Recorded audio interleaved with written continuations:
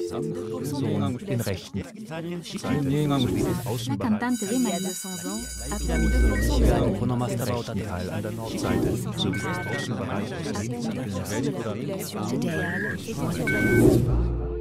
Moving forward.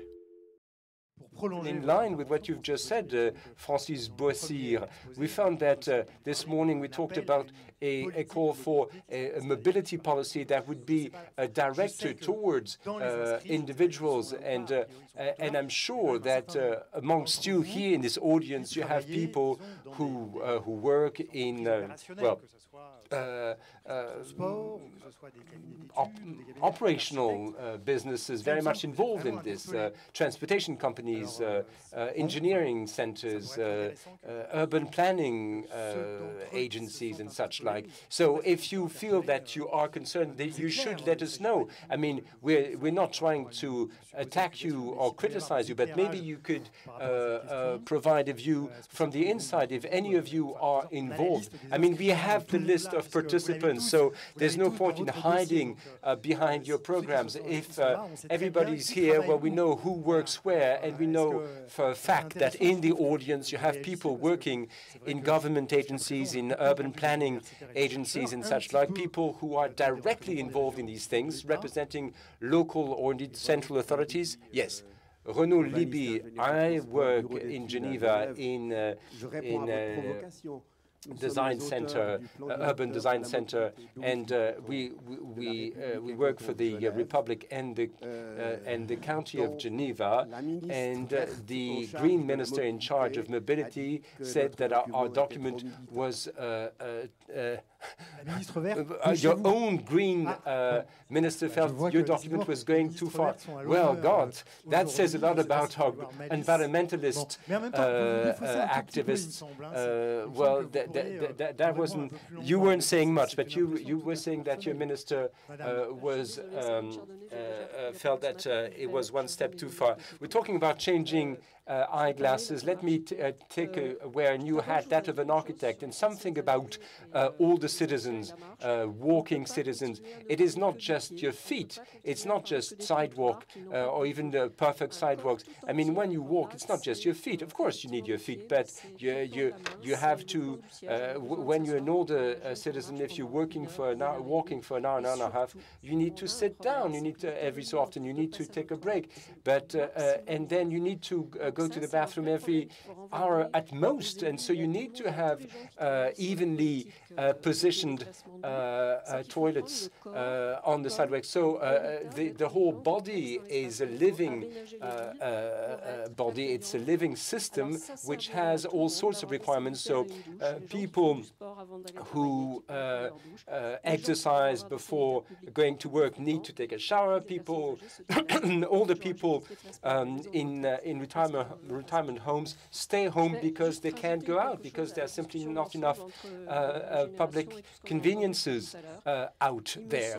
And I think we, instead of thinking in terms of mobility of individuals in isolated terms, you have to look at a bigger picture. You have telecommuters, you have children who are constantly hassling their parents because they want them to take them someplace. Very often these people have got computers, people use social networks, and I think we have to look at transportation, you have to look at mobility, not just in terms of people, but also in terms of goods. For instance, if you get delivered at home, if you shop online, how do you handle waste? How do you handle information? That is the costly thing. Some cities have got to get rid of waste at such a high cost that they simply can't afford to have a public transportation service. So if you had some sort of pooling of services, then you could make tremendous savings and therefore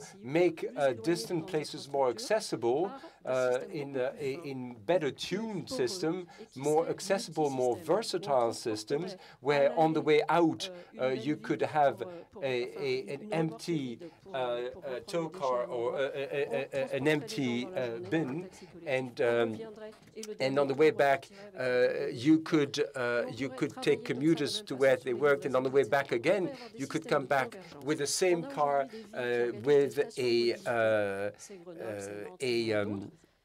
a bin full of waste. Now, you have some mini commuting system within cities, but you could certainly think of such things with a greater picture, knowing, thanks to our information systems, you know who's going where and when, and you could plan out transportation in a more cross-cutting way. You said one should or we should do this, but who's we? Well, it's us all, architects, public officials, transportation services, and such like. Well, are there public transportation operators? No, sorry, mobility operators. I mean, mobility goes further out than transportation. Sir, you work in the transportation business. Yeah, my name is Pierre Messulam. I'm head of strategy at SNCF, the French railroads.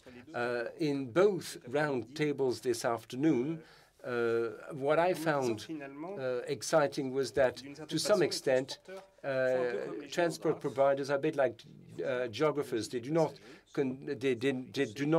see any. I mean, they do not differentiate between passengers. And when we talked about mobility, we're looking at individuals moving, but there are different types of individuals, and in transportation, it's the same. And the second round table showed that there are typologies. There are different types of passengers, of walkers, of citizens, and I think this is a decisive point, because looking at transportation, we do have an economic viewpoint, because at the end of the day, somebody's got to pay for it.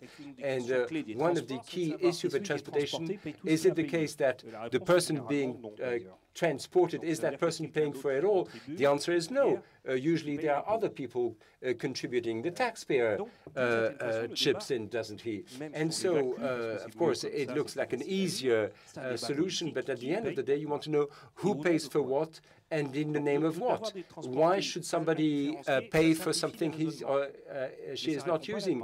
The solutions we have now are neither good for individuals nor indeed for society. And what I found interesting in the first roundtable is that individuals are undifferentiated, such as are territories. We do not look about a typology of territories when it comes to transportation. I believe you, ma'am, mentioned Montreal and about the pre-existing pattern, urban pattern that existed before the 1950s. You had some developed areas, but you have to look at not just the way the city was built, but the sort of people who lived there. I mean, it's all very well to say you are a Parisian, you can define yourself, but because you know you hail from a city, but you cannot say you hail from the some peri-urban town. Well, maybe Coulommiers if you've lived there for 3 generations, but other than that, there's no geographical identity. And this is something which I've found across the board. Very often we pay very little attention to the history or the identity one has when one lives someplace or when one moves somewhere. It may have to do with one's roots, or it may have to do with some sort of thing, something one has to do. And people say, well, moving out, people always move out in the same area as if moving was a simple thing. Well, moving is not a simple thing at all. I mean, I've moved a few times myself. It makes life difficult for weeks on end. It's costly. And if you have kids at school, well, that means that there are other restrictions, because you have to make sure your kids can still go to school. And if both people, if you're a working couple, both need to find a job. So moving out, moving to another place is always a complicated situation. And and of course we have economic choices, we have rational choices. People live in a territory, but they sometimes they're happy to live there. It's not necessarily because they have to stay there. Sometimes it's not just a matter of what you have to do. Sometimes it's also what you want to do. But to make choices more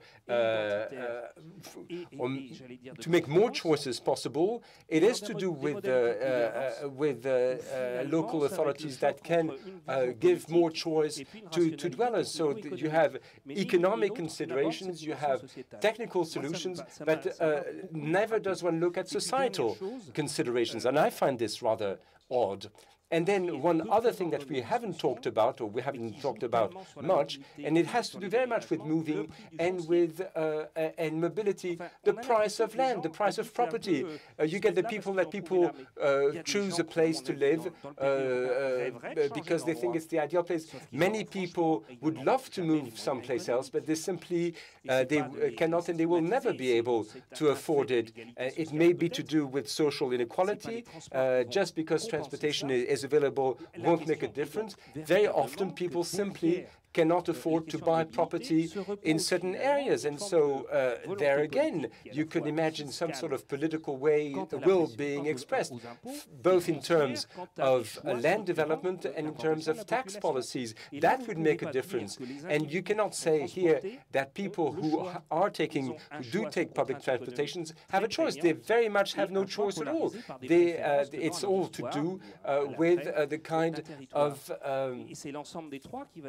room for maneuver that they have, and that pretty much determines the transportation choices that they make. And so if you only look at one side of the picture, you forget the rest, and you will not be able to come up with a sustainable societal answer. You have to include all three dimensions, and in France, the decision-making process is highly scattered, and that means that the public decision-making process and the choice of public investment is almost impossible to do. I mean, it's not as though for the past 40 years academics have been talking nonsense. It's simply that for the past 40 years academics' voices simply cannot be acted on by politicians whose hands are tied. Well, thank you very much. I appreciate your question. And one comment is that in your context, the demand for mobility is a sign of other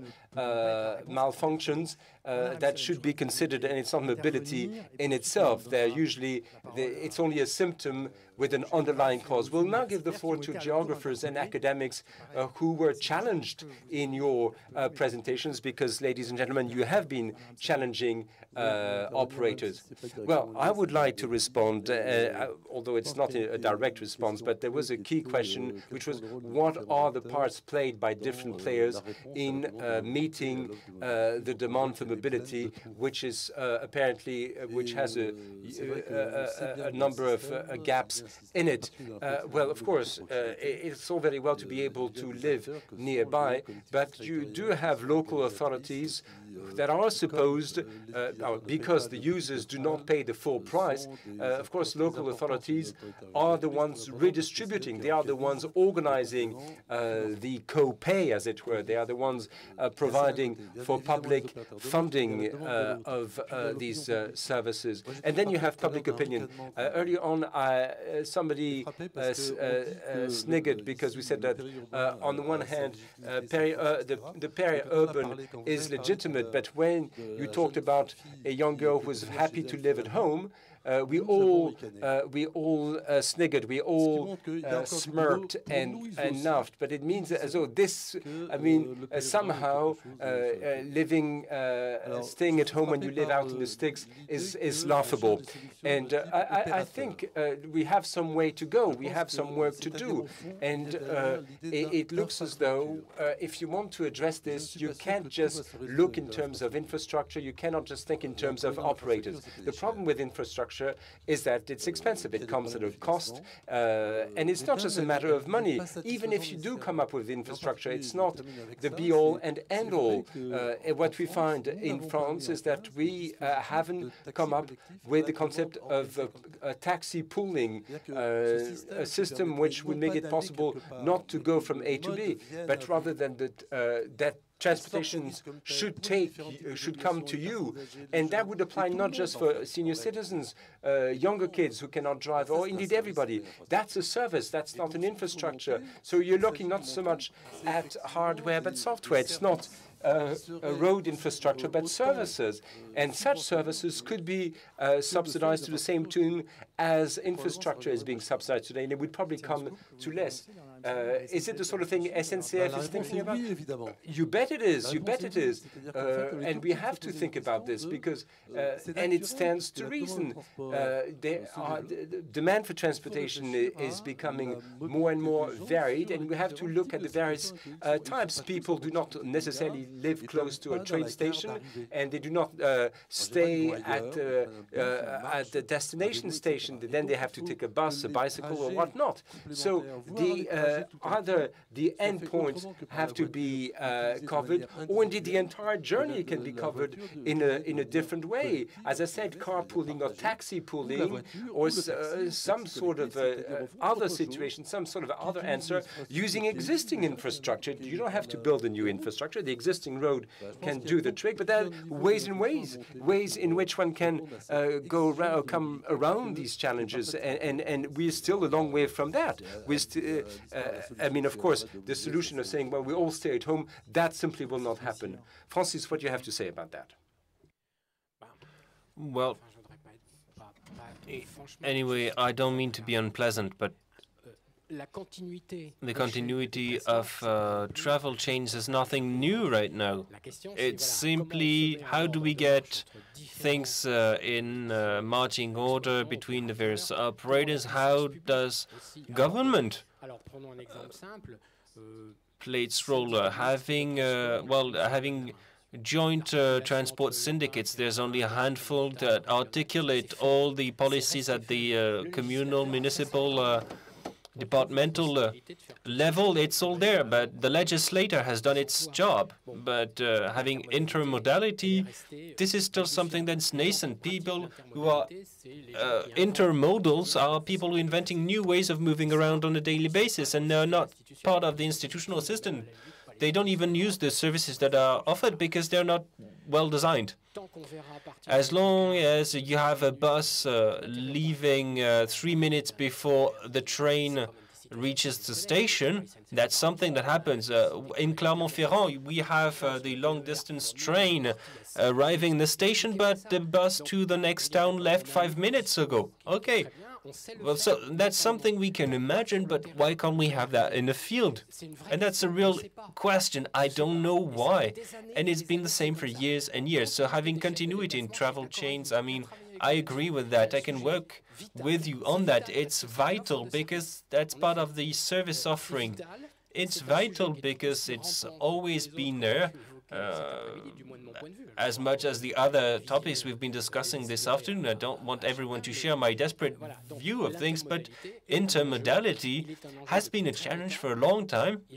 It's something that a lot of people talk about. I mean, they talk nice things, but now it needs to be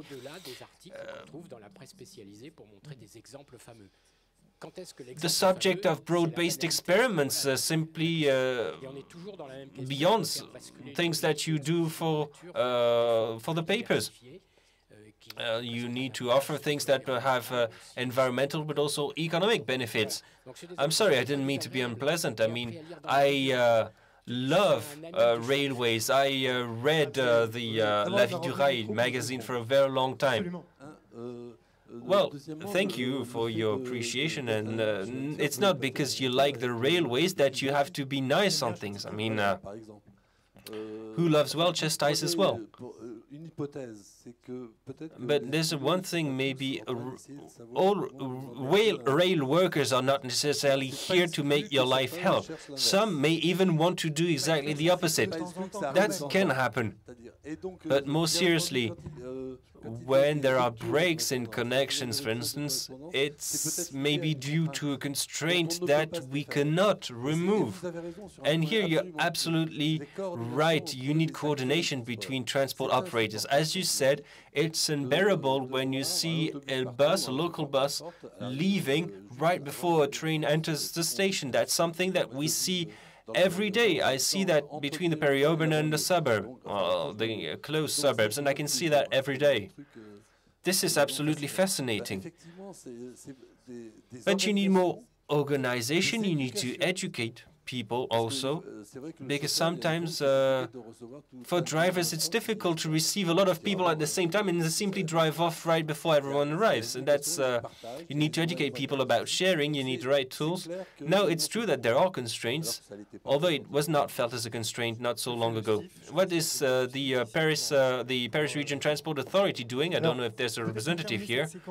Well, to close this sequence, because the end is near for this sequence, I know that two people wrote. There was someone from Lancaster who wrote a message.